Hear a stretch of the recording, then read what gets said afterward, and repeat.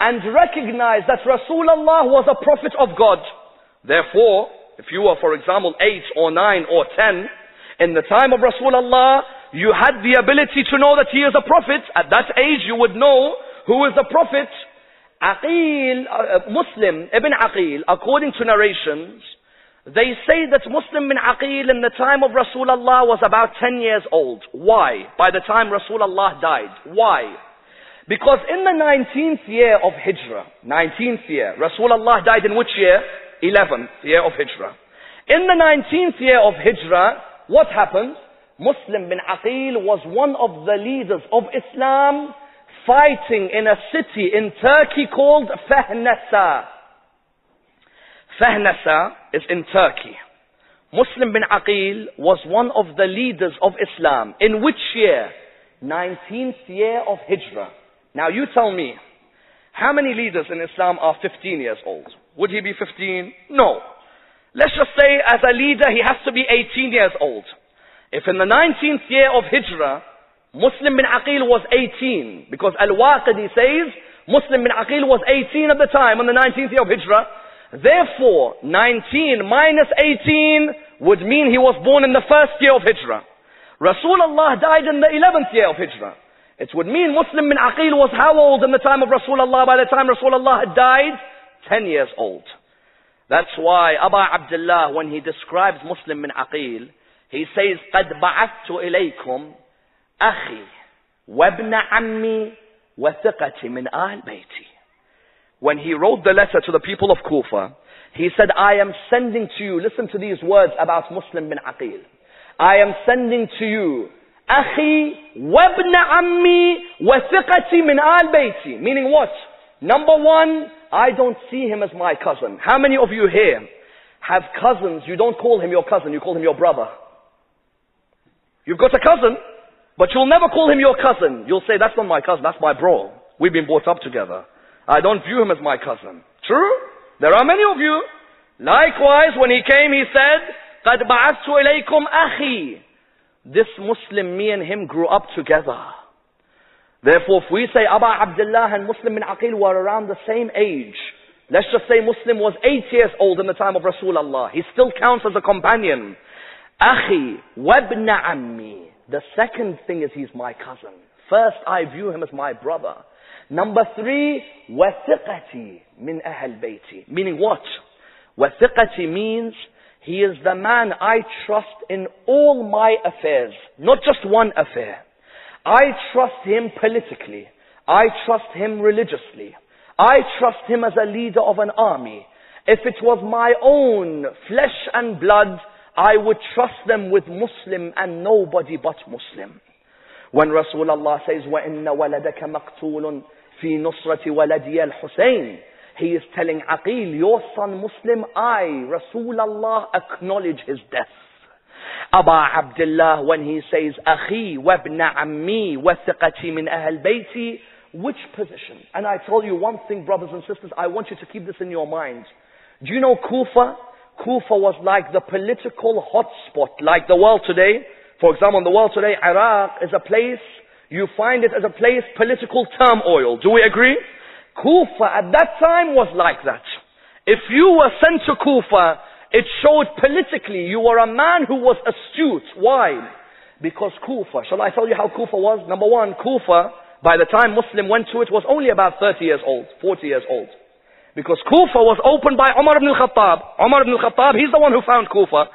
Because Sa'ad bin Abi Waqqas was traveling with the army. They found a place which was suitable for them to camp as an army.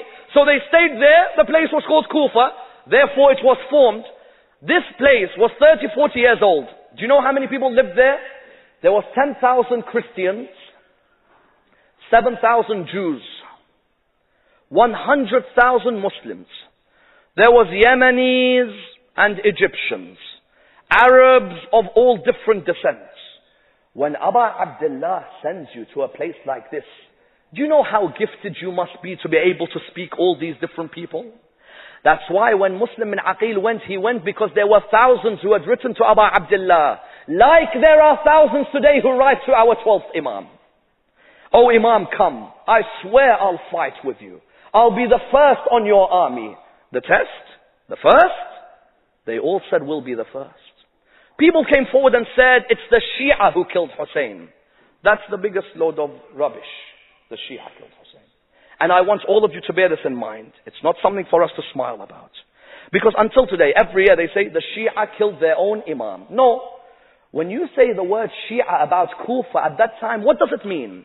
It doesn't mean one particular meaning. You see, the word Shi'a according to us is what? We believe in 12 Imams.